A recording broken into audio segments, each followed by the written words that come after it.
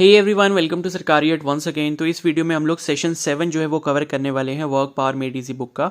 तो work power made easy book जो है वो वोकैब के लिए सबसे अच्छी बुक है। अगर आपको बिगिनिंग से स्टार्ट करना है, अपनी वोकैब को स्ट्रॉन्ग करना है इंग्लिश के पोर्शन में, तो सबसे बेस्ट बुक है। तो सेशन 1 से 6 हम ऑलरेडी कंप्लीट कर चुके हैं। अगर आपको वो देखना है तो कमेंट सेक्शन में मैंने प्लेलिस्ट का लिंक दिया हुआ है, उसमें जाके आप उसको चेकआउट कर सकते हो। ठीक है, तो जितने बाकी के फ्यूचर सेशंस होंगे वो भी मैं उसी प्लेलिस्ट में इंक्लूड करता जाऊँगा।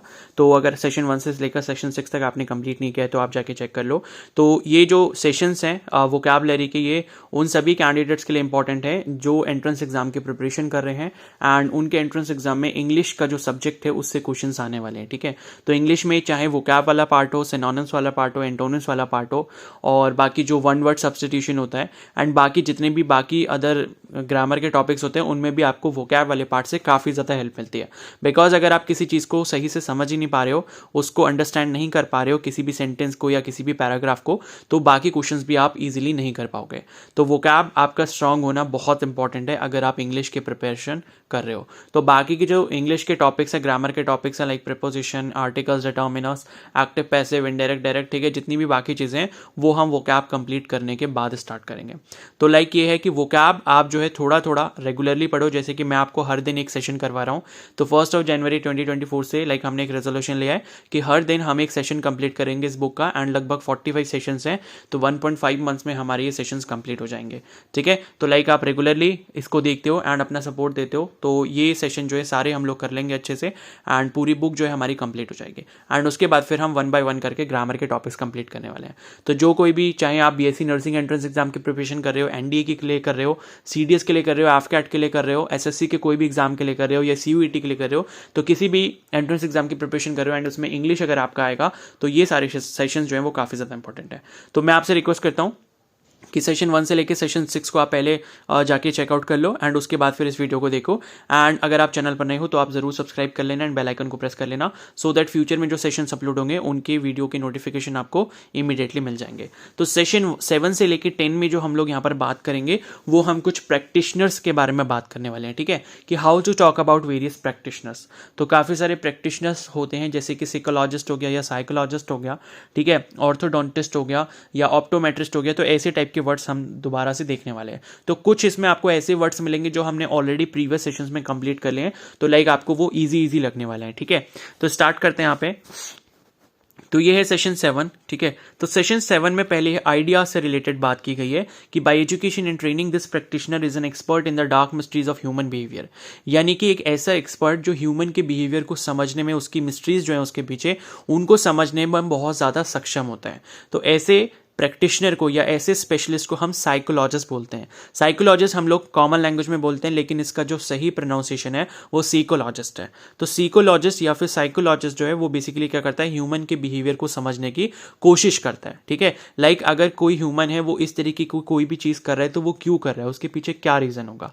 ठीक है, लाइक जैसे मान लो किसी को बहुत ज़्यादा बातें करने की आदत है, बहुत ज़्यादा बोलने की आदत है, तो लाइक वो ऐसा क्यों कर रहा है। तो ये सारी चीज़ें जितनी भी होती हैं उसके पीछे जो भी रीजंस होते हैं, ठीक है, कि लाइक वो इस तरीके से एक्ट क्यों कर रहा है, इस तरीके से क्यों बिहेव कर रहा है, तो उसके पीछे जो उसकी फिलॉसफी होती है, उस फिलॉसफी को समझने के लिए जो हमारे पास प्रैक्टिशनर होता है या स्पेशलिस्ट होता है या एक्सपर्ट होता है, उसे हम साइकोलॉजिस्ट बोलते हैं।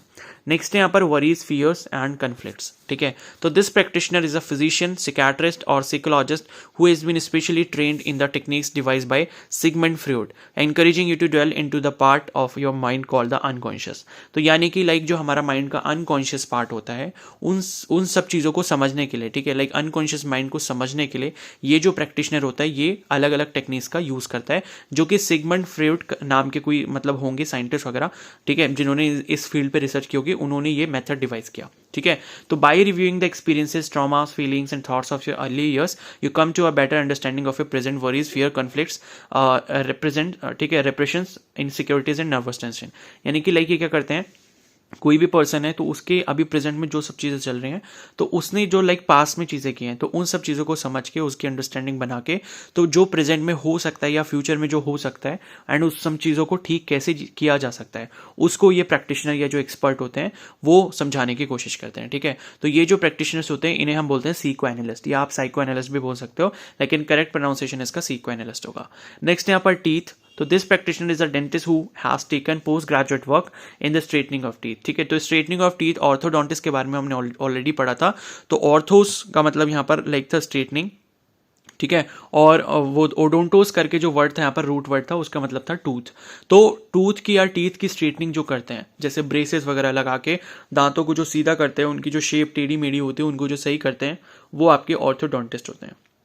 ठीक है, और जैसे लाइक बैचलर्स कोर्स जैसे जो होता है मतलब ये डेंटल वाले में, जैसे कि BDS होता है, तो BDS के बाद इन्होंने पोस्ट ग्रेजुएशन किया होता है। ठीक है, MDS इन ऑर्थोडोंटिस्ट किया होता है, तो वो ये होते हैं। ठीक है, ऑर्थोडोंटिस्ट। उसके बाद नेक्स्ट है आइज। तो आइज के बारे में यहाँ पर क्या है कि this practitioner measures your vision and prescribes the type of glasses that will give you a new and more accurate view of the world. Like आप अगर सही से देख नहीं पा रहे हो, आपको विजन में कोई प्रॉब्लम है, तो ये जो प्रैक्टिशनर होते हैं ये बेसिकली क्या करते हैं, आपके लिए ग्लासेस क्या करते हैं, प्रिस्क्राइब करते हैं। ठीक है, और यहाँ ये क्या करते हैं, मतलब आपकी आइज को टेस्ट करने का काम करते हैं। तो ऐसे प्रैक्टिशनर को क्या कहेंगे, ऑप्टोमेट्रिस्ट। तो ये मैंने आपको ऑलरेडी पहले भी बताया हुआ है कि ऑप्टोमेट्रिस्ट क्या होता है, ऑप्टिशियन क्या होता है, ऑफ्थल्मोलॉजिस्ट क्या होता है। तो प्रीवियस सेशन अगर आपने अच्छे से कंप्लीट करें तो आपको ये इसमें कोई भी डाउट नहीं होगा। नेक्स्ट यहाँ पर ग्लासेस। तो this practitioner grinds lenses according to the specification prescribed by your optometrist और ऑप्थल्मोलॉजिस्ट। ठीक है, तो यहाँ पर क्या है कि लाइक ऑप्थल्मोलॉजिस्ट ने जिसने आपकी आंखों को देखा है, ठीक है, और उसको चेकअप वगैरह किया, या ऑप्टोमेट्रिस्ट ने जो चेकअप किया है, एंड उसके बाद उन्होंने बोला कि भाई आपको चश्मा लगाना है, आपको लेंसेज लगाने हैं। तो वो जो लेंसेज बनाने का जो काम करते हैं, जो चश्मा बनाने का काम करते हैं, आपके लेंसेज की पावर के अकॉर्डिंग उसको सेट करने का जो काम करते हैं, उन एक्सपर्ट्स को हम क्या बोलते हैं, या उन प्रैक्टिशनर को हम क्या बोलते हैं, ऑप्टिशियन बोलते हैं। ठीक है, तो नेक्स्ट है यहाँ पर बोन्स एंड ब्लड वेसल्स। तो this practitioner is a member of the profession that originated in 1874 when Andrew T still devised a drugless technique of curing diseases by massage and other manipulative procedures, a technique based on the theory that illness may be caused by undue pressure of displaced bones on nerves and blood vessels। ठीक है, तो like ये जो practitioner होते हैं ये क्या करते हैं, जो इनलेस होते हैं या बीमारी वगैरह होती है उनको ठीक करने का काम इस तरीके से करते हैं, लाइक मसाजेस वगैरह देके। ठीक है, जैसे कि लाइक फिजियोथेरेपिस्ट होते हैं, तो उसी तरीके का इनका भी काम होता है। तो इनका मानना ये है कि जो इनलेस होती है या जो बीमारी होती है वो किस वजह से कॉज होती है, ठीक है, due to undue pressure of displaced bones on nerves and blood vessel. यानी कि बोन्स का कुछ मतलब छोटा मोटा डिस्प्लेसमेंट हो सकता है, मतलब वो थोड़ा इधर उधर हो सकते हैं, या जो नर्व्स हैं या जो ब्लड वेसल्स हैं वो जब अपनी पोजीशन से थोड़ा बहुत इधर उधर चेंज होती हैं, इसकी वजह से क्या होता है, इनलेस कॉज होती है। तो उसको ये लोग सही करने का काम करते हैं मसाज देकर। ठीक है, तो training is equal to that of physician and in most states this practitioner may also use the same method as and have the full rights and privileges of medical doctor. तो इनको जो training दी जाती है वो एक physician की तरह ही पहले दी जाती है, फिर उनको मसाज वगैरह करना सिखाया जाता है, एंड इनका जो लाइक इनके जो राइट्स और प्रिविलेजेस हैं जो इनको दी जाती हैं वो बिल्कुल डॉक्टर जैसे ही मिलते हैं। तो इन्हें जो हम बोलते हैं, ऐसे प्रैक्टिशनर्स को हम बोलते हैं ऑस्टियोपैथ। ठीक है, ऑस्टियोपैथ इसका जो है इसको बोलते हैं, ऐसे टाइप के मेडिकल प्रैक्टिशनर को जो मसाज वगैरह देके इलनेस को ठीक करने का काम करते हैं। फिर नेक्स्ट यहाँ पर जॉइंट्स एंड आर्टिकुलेशंस। तो the basic principle of this practitioners works is the maintenance of the structural and functional integrity of the nervous system. तो नर्वस सिस्टम को जो है मतलब सही करना, उसकी मेंटेनेंस करना, ये इनका काम होता है। Treatment consist of manipulating most of the articulations of the body, specially those connected to the spinal column.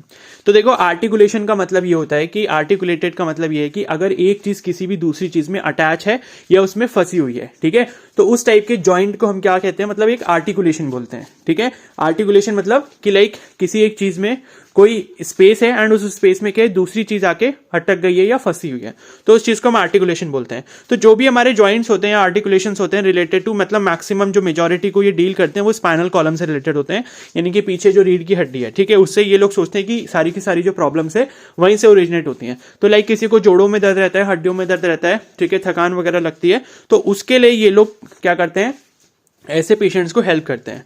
तो licensed and legally recognised in 45 states, this professional has pursued academic studies and training that parallel those of the major healing profession. ठीक है, तो like ये लोग मतलब ये profession भी एक लीगल है, एंड ये क्या करते हैं, मतलब इन सब चीजों की प्रैक्टिस करते हैं। तो इनको हम क्या बोलते हैं, कीरोप्रैक्टर बोलते हैं।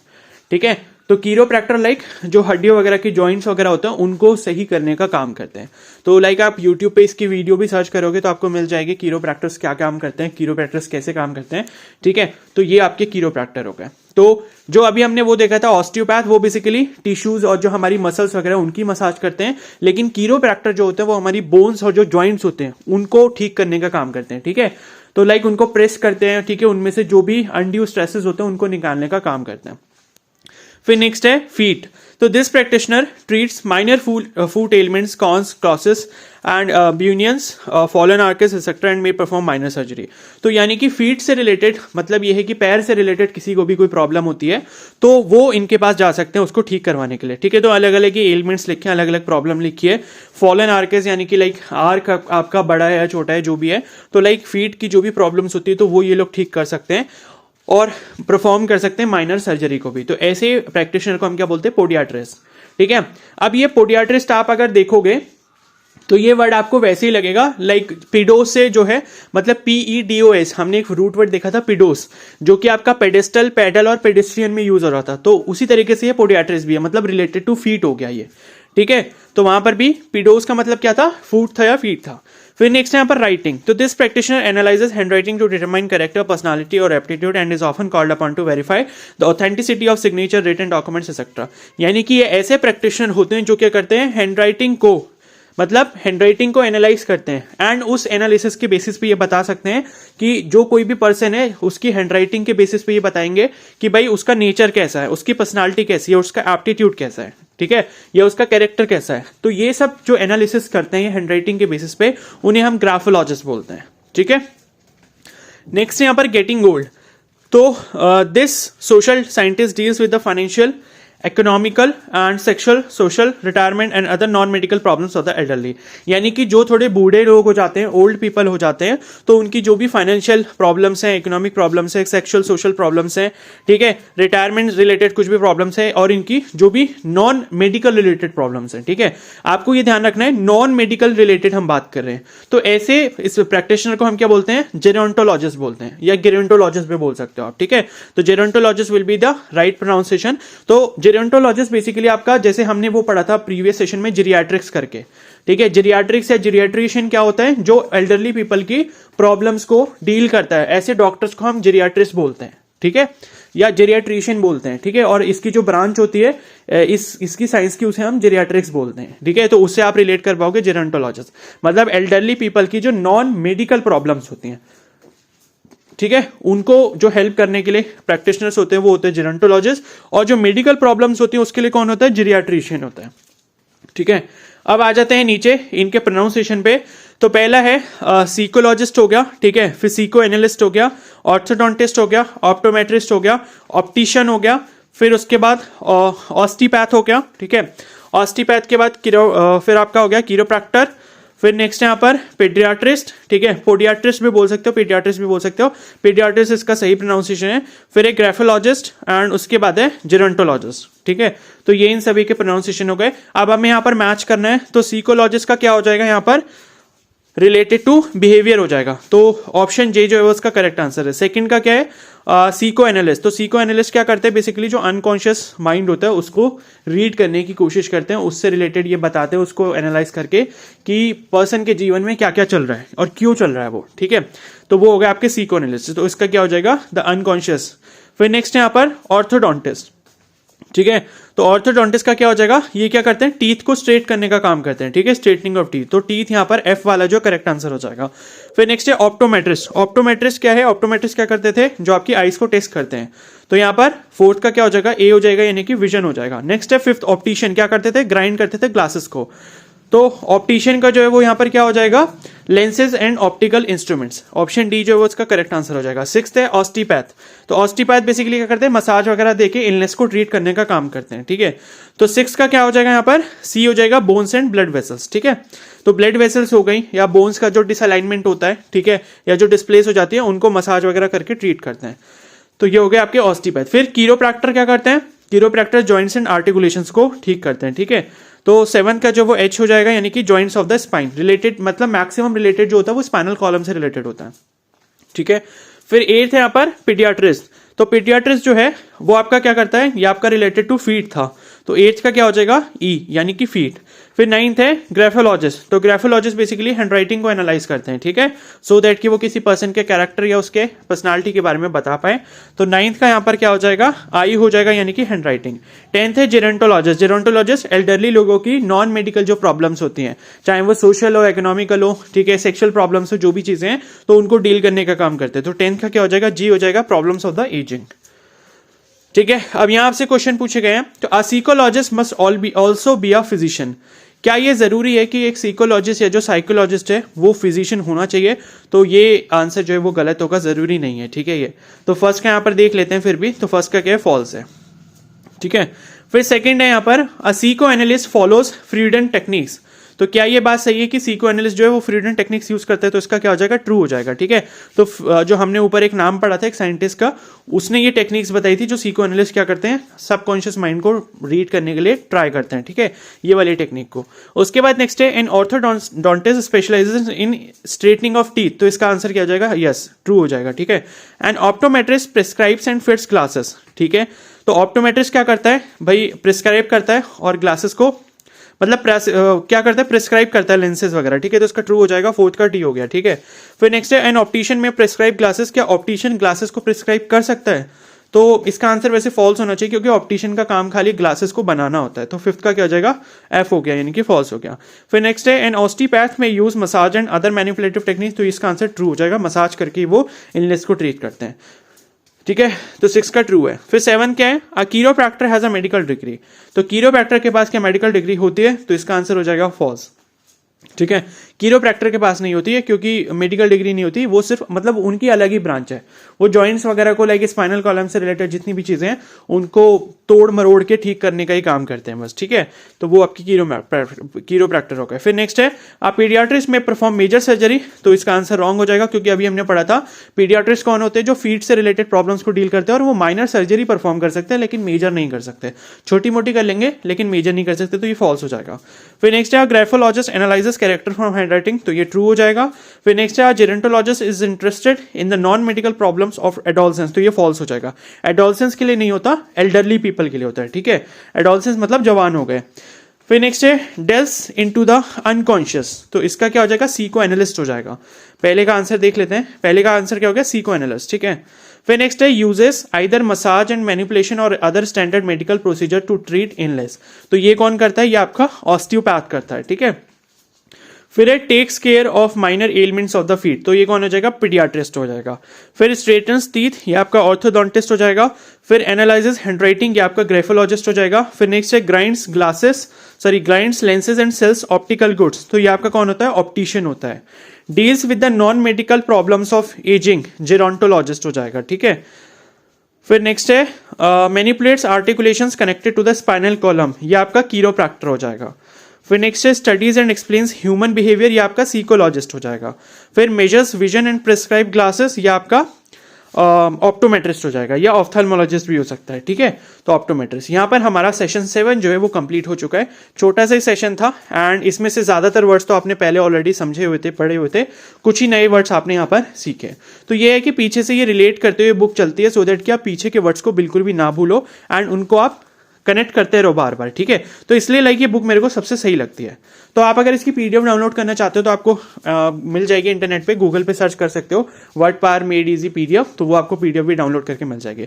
लेकिन रेगुलरली आप अगर मेरे साथ सेशंस को देखते रहते हो, ठीक है, एंड प्लीज इन वर्ड्स को नोट डाउन कर लिया करो कहीं पे, और उनका जो मीनिंग है अपने लैंग्वेज में अपने वर्ड्स में लिख लिया करो, सो दैट जब आप इसको बाद में रिवाइज करोगे तो क्या होगा, तो लाइक आपको कोई प्रॉब्लम नहीं होगी। ठीक है, तो आप इस वीडियो को यहीं पर एंड करते हैं। आई होप ये सेशन आपको अच्छे से क्लियर हो गया है। एंड अगर आपने लाइक वीडियो को यहाँ तक देख लिया है तो प्लीज अपनी अटेंडेंस को मार्क करने के लिए कमेंट सेक्शन में कुछ ना कुछ कमेंट्स जरूर कर देना। ठीक है, एंड बाकी अगर आपने पिछले सेशंस को नहीं देखा है तो उनको भी आप जाके चेकआउट कर सकते हो, कमेंट सेक्शन में आपको लिंक मिल जाएगा प्लेलिस्ट का। ठीक है, तो अगर ये सेशन आपको हेल्पफुल लगा हो तो प्लीज को जरूर लाइक कर देना और अपने फ्रेंड्स के साथ भी इस प्लेलिस्ट को शेयर कर सकते हो, और चैनल पर नए तो जरूर सब्सक्राइब कर लो और बेल आइकन को प्रेस कर लो। Okay, so thank you and have a nice day.